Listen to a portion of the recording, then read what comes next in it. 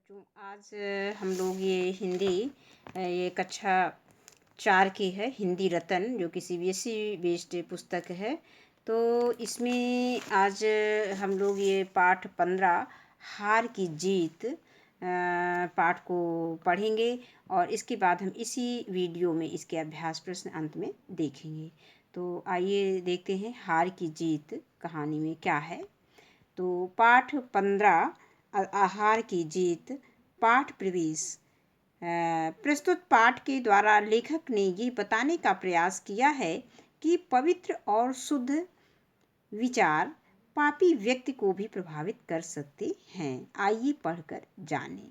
अब देखते हैं कि मतलब जो पवित्र और शुद्ध विचार हैं वो पापी व्यक्ति को किस तरह से प्रभावित करते हैं, इस कहानी में बताया गया है।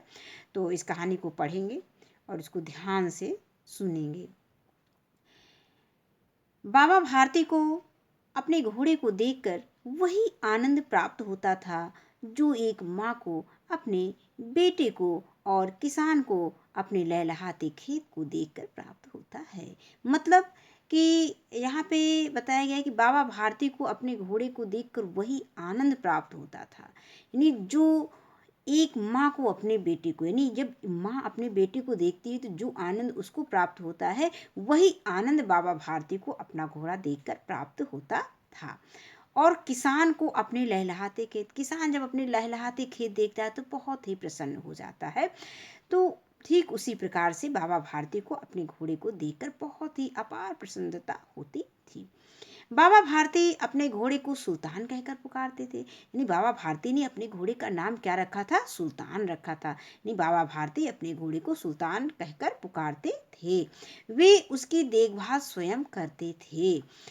उनके घोड़े के समान सुंदर और बलवान घोड़ा इलाके भर में ना था। यानी उसमें आसपास, वहाँ पे जहाँ बाबा भारती रहते थे उसके आसपास जो है, आसपास के इलाके में बाबा भारती जैसा घोड़ा कहीं नहीं था।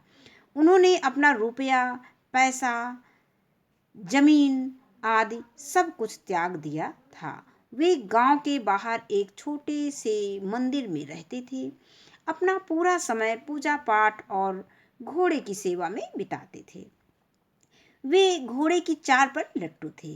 कहने का मतलब उनके घोड़े की चाल बहुत अच्छी लगती थी। जो उनका घोड़ा सुल्तान था वो बाबा भारती को बहुत अच्छी लगती थी, उनकी चाल पे लट्टू थे। प्रतिदिन सुल्तान को चढ़कर, यानी प्रतिदिन सुल्तान पर चढ़कर 8-10 मील का चक्कर जरूर लगाते थे। उसी इलाके में खड़क सिंह नाम का एक प्रसिद्ध डाकू रहता था। यानी एक डाकू था, उस इलाके में कौन सा डाकू था? खड़क सिंह था और वो प्रसिद्ध डाकू था, उसी इलाके में रहता था। उसका नाम लोग सुनकर थर थर कांपते थे। यानी जब खड़क सिंह का नाम लिया जाता था तो उस इलाके में लोग जो रहते थे वो कांपने लगते थे।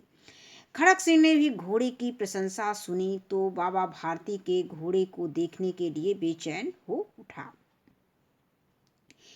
और एक दिन दोपहर में बाबा भारती के पास पहुंच गया। बाबा भारती ने पूछा, खड़क सिंह क्या हाल चाल है? कहो इधर कैसे आ गए? आपके घोड़े सुल्तान की चाह इधर खींच लाई। बहुत प्रशंसा सुनी है उसकी, सुना है देखने में बहुत सुंदर है। खड़क सिंह ने उत्तर दिया। बाबा भारती खड़क सिंह को लेकर अस्तबल में पहुंचे। बाबा ने घोड़ा दिखाया तो खड़क सिंह घोड़े को आश्चर्य से देखता रह गया। उसने अपने जीवन में ऐसा सुंदर घोड़ा देखा ही ना था। उसने सोचा कि ऐसा घोड़ा तो मेरे पास होना चाहिए। जाते जाते उसने बाबा भारती से कहा, बाबा जी मैं ये घोड़ा आपके पास नहीं रहने दूंगा। यह सुनकर बाबा भारती डर गए। अब उनकी रात की नींद उड़ गई। वे रात दिन अस्तबल की रखवाली करने लगे। परंतु कई महीने बीतने के बाद भी जब खड़क सिंह नहीं आया तो बाबा भारती निश्चिंत हो गए। एक दिन की बात है, बाबा भारती संध्या के समय घोड़े पर सवार होकर घूमने जा रहे थे। तभी उनके कानों में आवाज पड़ी, ओ बाबा इस कंगले की बात सुनते जाना। बाबा भारती ने मुड़कर देखा। एक अपाहिज वृक्ष की छाया में पड़ा कराह रहा था। वे उसके पास पहुंचे और बोले, क्यों, तुम्हें क्या कष्ट है? अपाहिज बोला, बाबा मैं दुखिया हूं, मुझ पर दया करो। रामवाला यहाँ से 3 मील दूर है, मुझे वहीं पर जाना है। घोड़े पर चढ़ा लो, परमात्मा भला करेगा। बाबा भारती ने घोड़े से उतरकर अपाहिज को घोड़े पर बैठा लिया और स्वयं उसकी लगाम पकड़कर धीरे धीरे चलने लगा। अचानक बाबा भारती के हाथ से लगाम छूट गई और उन्होंने देखा कि अपाहिज घोड़े को दौड़ाए लिए जा रहा है। उनके मुख से भय, आश्चर्य और निराशा मिश्रित चीख निकल गई। वह अपाहिज और कोई नहीं, डाकू खड़क सिंह था। बाबा भारती थोड़ी देर चुप रहे, फिर पूरे बल से चिल्लाकर बोले, जरा ठहर जाओ। खड़क सिंह ने कहा, बाबा अब यह घोड़ा नहीं दूंगा। बाबा ने कहा, परंतु एक बात सुनते जाओ। खड़क सिंह रुक गया। बाबा भारती उसके पास जाकर बोले, यह घोड़ा तो तुम्हारा हो चुका है, मैं इसे वापस करने की बात नहीं करूंगा, परंतु खड़क सिंह मैं तुमसे एक प्रार्थना करता हूं, उसे मना ना करना, नहीं तो मेरा दिल टूट जाएगा। खड़क सिंह बोला, बाबा जी आज्ञा दीजिए, मैं तो आपका दास हूं, केवल घोड़ा ना दूंगा। बाबा भारती ने कहा, मेरी प्रार्थना केवल ये है कि इस घटना को किसी के सामने प्रकट ना करना। खड़क सिंह आश्चर्य में पड़ गया। उसकी समझ में नहीं आया तो उसने बाबा भारती से पूछा, बाबा जी इससे आपको क्या डर है? बाबा भारती ने उत्तर दिया, यदि इस घटना का पता लोगों को चल जाएगा तो कोई व्यक्ति किसी गरीब पर विश्वास नहीं करेगा। इतना कहकर बाबा भारती चले गए, परंतु उनके शब्द खड़क सिंह के कानों में गूंजते रहे। उसने सोचा, बाबा भारती के कैसे ऊंचे विचार हैं और कैसा पवित्र भाव है। उन्हें केवल इस बात का ख्याल है कि कहीं लोग गरीबों पर विश्वास करना छोड़ ना दें, यानी विश्वास करना ना छोड़ दें। ऐसा मनुष्य वही देवता के समान है, यानी ऐसा मनुष्य नहीं, वो देवता के समान है। खड़क सिंह रात के अंधकार में बाबा भारती के मंदिर पहुंचा। उसने सुल्तान को अस्तबल में बांध दिया और स्वयं सावधानी से बाहर निकल आया। इस समय उसकी आंखों में नेकी के आंसू थे। सूर्योदय से पूर्व ही बाबा भारती उठे। उन्होंने स्नान किया और उसके बाद इस प्रकार जैसे कोई स्वप्न में चल रहा हो, उनके पांव अस्तबल की ओर बढ़े। परंतु यह ध्यान आते ही कि सुल्तान तो वहां है ही नहीं, वे निराश मन से वहीं रुक गए। अस्तबल में बंधे सुल्तान ने अपने स्वामी की पदचाप पहचान ली और जोर से हिहनाया। बाबा भारती आश्चर्य और प्रसन्नता से अंदर की ओर दौड़े और घोड़े को देखकर उसके गले से लिपटकर इस प्रकार रोने लगे मानो कोई पिता बहुत दिन बाद अपने बिछुड़े हुए पुत्र से मिल रहा हो।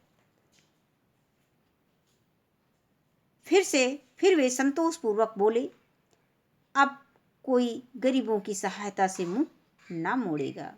ये इसके जो लेखक हैं वो श्री सुदर्शन हैं।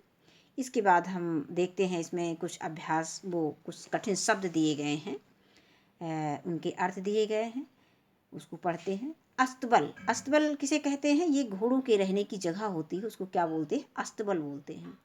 कंगले का मतलब क्या होता है? भिखारी, यानी कंगले का अर्थ है भिखारी।